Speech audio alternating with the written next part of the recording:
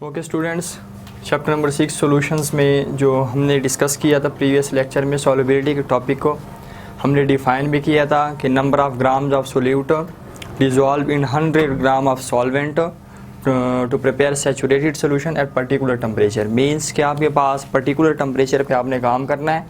आपने सॉल्वेंट की क्वांटिटी लेनी है 100 ग्राम्स। 100 ग्राम में आपने जो सॉल्यूट ऐड करते जाना है, तब तक ऐड करेंगे जब तक आपके पास सैचुरेटेड सोल्यूशन प्रिपेयर नहीं होता। तो saturated solution in 100 gram of solution में आपने जितने ग्राम ऑफ सोल्यूट ऐड किया उसको हम क्या कहते हैं, सॉल्युबिलिटी ऑफ सोल्यूट कहते हैं। फिर हमने सॉल्युबिलिटी के प्रिंसिपल को भी डिस्कस किया था कि जनरल प्रिंसिपल हमारे पास क्या, लाइक डिजॉल्व लाइक। और हमारे पास पहला जो है उसमें कि पोलर सब्सटेंसेस पोलर सॉल्वेंट में सॉल्युबल होते हैं, और इस तरह हमारे पास नॉन पोलर जो सब्सटेंसेस होते हैं वो पोलर में सॉल्युबल नहीं हो सकते। और इसमें मैंने क्वेश्चन भी एक पूछा था कि बेंजीन जो है वो पोलर है या नॉन पोलर है। आप लाजमी मुझे इसका जवाब दीजिएगा कमेंट्स में। थर्ड जो हमारे पास इसकी सिचुएशन होती थी वो हमारे पास थी कि नॉन पोलर में ही हमारे पास सॉल्युबल होता है। जैसे कि हमारे पास ग्रीस है, पेंट्स वगैरह, ये हमारे पास ईथर या कार्बन टेट्राक्लोराइड में सॉल्युबल हो जाते हैं। और हमारे पास इसके बाद हमने इफ़ेक्ट को डिस्कस किया था कि सॉल्यूट सॉल्वेंट इंट्रैक्शन का सॉल्युबिलिटी पे क्या इफ़ेक्ट है, वो हमने बहुत डिटेल से कर लिया है। आज हमारे पास जो तीसरा इफ़ेक्ट है, इफ़ेक्ट ऑफ टेम्परेचर, कि सॉल्युबिलिटी पे टेम्परेचर का क्या इफ़ेक्ट होता है। जनरली हमारा ये कॉन्सेप्ट होता है कि टेम्परेचर के इंक्रीज़ होने के साथ साथ सॉल्युबिलिटी भी इंक्रीज़ होती है सॉल्यूट की।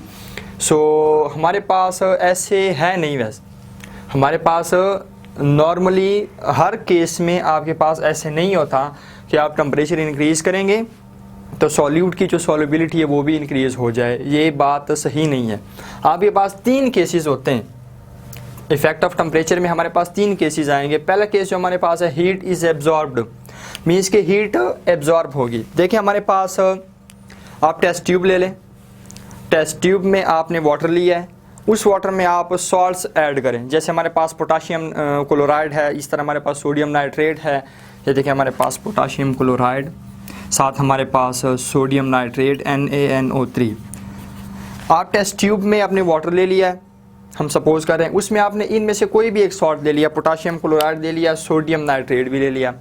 अब आप फील करेंगे कि टेस्ट ट्यूब में वाटर और उसके बाद ये सॉल्ट ऐड करने के बाद आप फील करेंगे कि टेस्ट ट्यूब जो हमारे पास है वो कोल्ड हो जाता है, मीन्स के ठंडा हो जाता है वो टेस्ट ट्यूब। अब इसका मतलब क्या हो गया कि हमारे पास जो हमने टेस्ट ट्यूब में वाटर लिया है उसमें हमने सॉल्ट ले लिया है, हमने फील किया कि टेस्ट ट्यूब जो हमारे पास है वो क्या हो गया, वो कोल्ड हो गया। इसका मतलब क्या है कि इस प्रोसेस में हमारे पास हीट जो है वो क्या हो गई है, एब्जॉर्ब हो गई है।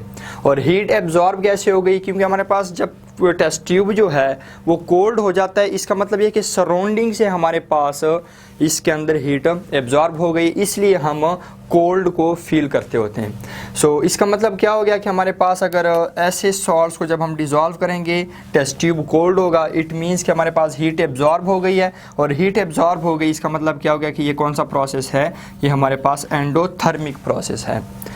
अच्छा, अब नेक्स्ट हमारे पास एक पॉइंट और आता है कि हमारे पास ये जो हीट एब्जॉर्ब हो गई, ये हीट एब्जॉर्ब क्यों होती है। बेसिकली हमारे पास जो है, देखिए हमारे पास सोडियम नाइट्रेट है, हम सपोज करें हमारे पास टेस्ट ट्यूब है, टेस्ट ट्यूब के अंदर हमने वाटर ले लिया है, वाटर में हमने सोडियम नाइट्रेट डाल दिया है। अब हम सोडियम नाइट्रेट डालने के बाद टेस्ट ट्यूब की कोल्ड फीलिंग आ जाती है। अब वो कोल्ड फीलिंग्स क्यों आती है, क्योंकि हमारे पास हीट एब्जॉर्ब हो गई, इस प्रोसेस में हीट एब्जॉर्ब हो गई, इसका मतलब ये एंडोथर्मिक प्रोसेस है। अब ये हीट एब्जॉर्ब जब हो गई, इस हीट एब्जॉर्ब का फंक्शन क्या है, इसका फंक्शन हमारे पास देखें, सोडियम नाइट्रेट हमने सॉल्यूट सॉल्वेंट इंटरेक्शन में डिटेल से ये बात की थी कि जब तक हमारे पास सॉल्यूट और सॉल्वेंट के बीच में जो फोर्स ऑफ अट्रैक्शन है वो डोमिनेट हो जाएगा, सॉल्यूट के आपस में जो फोर्स ऑफ अट्रैक्शन है तब डिसोल्यूशन होगी, तब हमारे पास सोल्यूशन बनेगा। अदरवाइज अगर फोर्स ऑफ रिपल्शन डोमिनेट हो जाते हैं तो हमारे पास डिसोल्यूशन नहीं होती, हमारे पास सोल्यूशन नहीं बनता।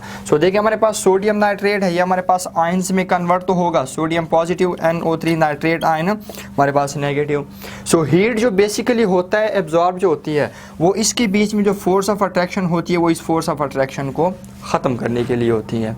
और ये जो इसकी रिक्वायरमेंट है वो कौन फुलफ़िल करता है, वो सराउंडिंग मॉलिक्यूल्स जो होते हैं वो इसकी ये रिक्वायरमेंट को फुलफ़िल करते हैं। ये हमारे पास पहला केस है कि हीट एब्जॉर्ब होती है। सेकेंड जो हमारे पास केस है, heat is given out, means के हीट हमारे पास गिवन आउट होगा। इसका मतलब क्या होगा, ये हमारे पास एक्सोथर्मिक प्रोसेस है। हमारे पास second case heat is given out. इसमें आप क्या कर लें, अगेन टेस्ट ट्यूब ले लें। टेस्ट ट्यूब आपने ले लिया, उसमें आपने कोई सा भी एक सॉल्ट हमारे पास जो है, जैसे हमारे पास लिथियम सल्फेट है, सीजियम सल्फेट है, आप उस सॉल्ट्स को डिज़ोल्व करें तो आपके पास जो टेस्ट ट्यूब है उसकी आपके पास फीलिंग जो आएगी वो गरम सी फीलिंग आएगी, वार्म हो जाएगी वो टेस्ट ट्यूब। इसका मतलब क्या हो गया कि हमारे पास वो सॉल्ट्स ऐड करने के बाद हीट हमारे पास गिवन आउट हो रही है। मीन्स कि ये कौन सा प्रोसेस है, एक्सोथर्मिक प्रोसेस है। और हमारे पास इस किस्म के जो सॉल्ट्स के बीच में जो फोर्स ऑफ अट्रैक्शन है वो बहुत ज़्यादा स्ट्रॉन्ग है, वो इसके बीच में फोर्स ऑफ अट्रैक्शन बहुत ज़्यादा वीक हैं, और वो जो फोर्स ऑफ अट्रैक्शन वो बहुत जल्दी ब्रेक हो जाती है। हमारे पास लिथियम सल्फेट है, सपोज Li हमारे पास Li2 हमारे पास SO4, इसके बीच में जो फोर्स ऑफ अट्रैक्शन है लिथियम हमारे पास बहुत जल्दी ये फोर्स ऑफ अट्रैक्शन ख़त्म हो जाती है, लिथियम पॉजिटिव और सल्फेट हमारे पास नेगेटिव बन जाता है। तो इसका मतलब क्या होगा कि इस केस में हमारे पास टेम्परेचर अगर हम इंक्रीज़ करेंगे तो हमारे पास जो सॉल्युबिलिटी है वो डिक्रीज़ होती जाएगी। जबकि पहले केस में हमारे पास क्या होता था, पहले केस में हमारे पास चूँकि फोर्स ऑफ अट्रैक्शन को सॉल्यूट के बीच में जो फोर्स ऑफ अट्रैक्शंस है उन फोर्स ऑफ अट्रैक्शंस को ब्रेक करना है हमने, और वो हम कैसे ब्रेक करेंगे, by means of heat break करेंगे। By means of heat break करेंगे इसका मतलब क्या हो गया कि हमारे पास अगर टेम्परेचर इंक्रीज़ होगा तो हमारे पास सॉल्युबिलिटी भी इंक्रीज़ होगी। सेकंड केस में हमारे पास क्या होता है कि सेकंड केस में हमारे पास हीट गिवन आउट हो जाता है, मींस के एक्सोथर्मिक प्रोसेस है। तो जब हीट गिवन आउट होगा इसका मतलब क्या है कि सॉल्यूट के जो पार्टिकल्स हैं उसके बीच में फोर्स ऑफ अट्रैक्शन बहुत वीक है, और उस फोर्स ऑफ अट्रैक्शन जब वीक है तो इसका मतलब क्या हो गया कि सॉल्यूट और सॉल्वेंट पार्टिकल्स के बीच में फोर्स ऑफ अट्रैक्शन स्ट्रांग है। और इस केस में अगर हमारे पास टेम्परेचर इंक्रीज होगा तो हमारे पास सॉल्युबिलिटी जो है वो डिक्रीज होगी, मीन्स के इन्वर्स रिलेशनशिप होगा। थर्ड जो हमारे पास केस है, नो चेंज।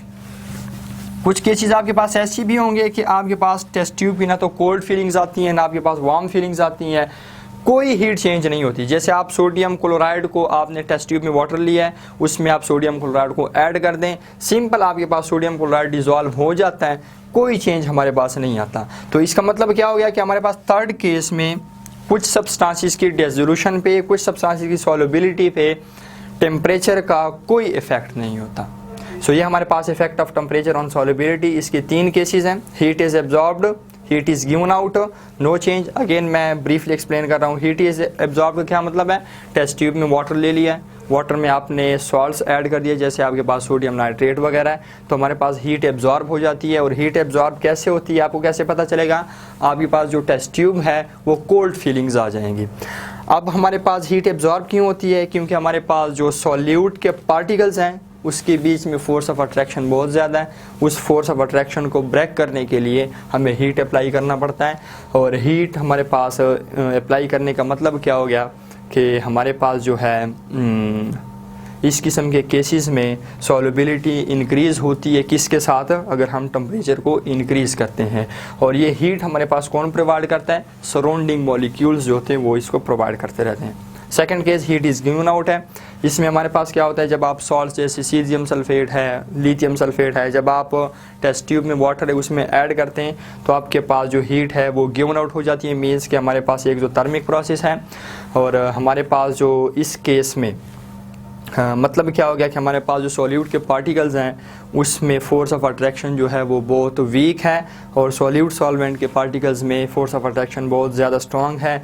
तो इस केस में हमारे पास जो है अगर टेम्परेचर इंक्रीज़ होगा तो हमारे पास सॉल्युबिलिटी क्या होगी, वो डिक्रीज़ होगी। थर्ड केस में हमारे पास टेम्परेचर का कोई इफेक्ट नहीं होता। सो ये हमारे पास तीन केसेस हैं और यहाँ पे हमारा सॉल्युबिलिटी का टॉपिक ख़त्म हो जाता है।